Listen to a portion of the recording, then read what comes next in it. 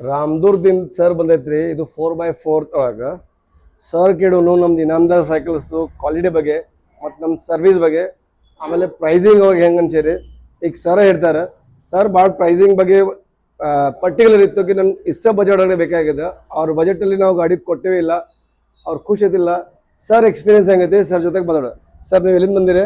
Sir ನಾವು ರಾಮದುರ್ಗ ತಾಲೂಕ ಹೊಸೂರು ಅಂತ ಹೇಳ್ರಿ, ಚಿಪ್ಲಗಟ್ಟೆ ಹೊಸೂರು ರೀ. ಓಕೆ, ಇದು ನಾವು ಇನ್ಸ್ಟಾಗ್ರಾಮ್ ಒಳಗೆ ನೋಡಿದ್ದೀವಿ ರೀ. Okay sir. ನಿಮ್ದೆಲ್ಲ ಬೆಸ್ಟ್ ಕ್ವಾಲಿಟಿ ಐತಿ ಅಂತ ಹೇಳಿ ನಾವು ಇಲ್ಲಿಗೆ ಬಂದೀವಿ ರೀ. ಓಕೆ, ನಮಗೆಲ್ಲ ಗಾಡಿ ಮನ್ಸಿಗೆ ಬಂದೈತ್ರಿ.